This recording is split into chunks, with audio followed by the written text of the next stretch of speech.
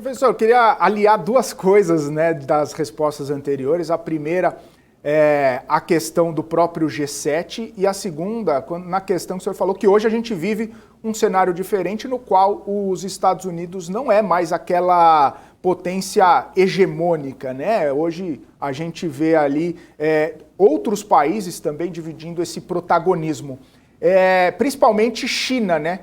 Queria saber sua visão, né, principalmente sobre essa questão, como que os Estados Unidos fazem algum tipo de contenção, como que os Estados Unidos, que os Estados Unidos têm medo, tem algum receio, tem alguma questão que precisa ser definitivamente ali colocada pelos Estados Unidos? A gente está vivendo uma época aí meio de Guerra Fria? Olha, todas as evidências, né, elas mostram a questão da Guerra Fria. Se nós pegarmos os relatórios nacionais de estratégia de defesa dos Estados Unidos, pelo menos desde 2017, eles colocam que a grande tarefa deles é tentar conter a influência da China, principalmente, e da Rússia. Então, esse é um ponto interessante. E que as frentes em que se ataca, né, não a Rússia, porque a Rússia está em guerra, eu acho que a Rússia, né, é evidente a quantidade de sanções. Mas as tentativas de conter a China, elas são múltiplas, né? E as sanções, elas são extremamente variadas, né?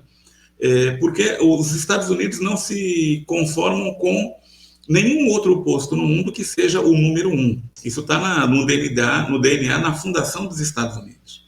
E eles organizam políticas, né, que visam justamente criar constrangimento e embaraços para a China. Veja um exemplo, que é a questão dos semicondutores. Para impedir, né, principalmente o desenvolvimento no 5G e inteligência artificial, o governo do Trump, e continua no governo Biden, tem criado diversas restrições para o acesso da China a semicondutores. Então, esse é um ponto nevrálgico na economia internacional, que é o suprimento de semicondutores. Porque antes, quando colocava a globalização como necessidade de aumento de eficiência econômica, as cadeias foram para a Ásia, principalmente para a China, para organizar uma produção com máxima eficiência. Hoje, a lógica da segurança e da contenção da China faz com que seja menos importante a eficiência econômica e mais importante a questão da segurança estratégica ou dos interesses hegemônicos dos Estados Unidos. Há um outro constrangimento, né, que acho que as pessoas deveriam prestar atenção, que desde o dia 21 de junho, os americanos impuseram uma série de restrições a toda a produção vinda da província de Xinjiang, na China. Né, aquela província onde tem uma população, ou parte da população é de origem uigur. O que os americanos estão colocando ali? Que toda a produção que vem dali vai ser objeto de sanção. E tem um problema sério, né, quando se coloca sanção ali, que é justamente a principal região da China que produz matérias-primas para painéis fotovoltaicos. Então, esse aí é um tipo de constrangimento.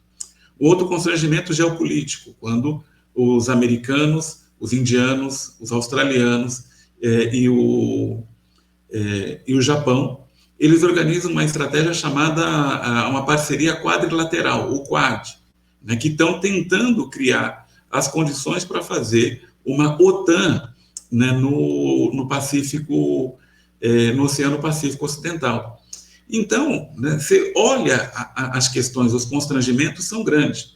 E vale a pena mencionar que o comunicado do G7 ele vem com 28 páginas, né, e a China ela é citada pelo menos umas 20 vezes, né, nesse comunicado. E aí é dito que a China tem práticas econômicas ruins, né, que não tem boa governança, né, que precisa se adequar às regras internacionais, ou seja, direciona a ação do G7 numa política de contenção e que pode trazer algo ruim, né, para nós aqui do Brasil, né, que seria essa bifurcação na globalização e, do ponto de vista político, obrigar o nosso país a escolher um lado, né, dentro dessa pendência, né, o que é uma coisa muito ruim para a gente ter que escolher um lado, porque a gente está muito vulnerável, a gente está na América, sob a influência norte-americana, e o bolso do Brasil está colocado com a China por conta da dependência que a gente tem em exportações. Então, a gente vive num contexto de mudança estrutural. E quem vai pensar em economia, quem vai pensar em investimentos, ele tem que colocar essa variável geopolítica que não existia até 2016. Porque em 2016 se colocava, não, vamos aprofundar a globalização, vamos reestruturar, vamos manter essas cadeias, obter o máximo de eficiência. Hoje se fala, por exemplo, só para concluir essa sessão, de tirar a cadeia da China e manter para a América Latina, né, uma política chamada nearshoring, né, ou reshoring, né, no caso de levar a produção para os Estados Unidos.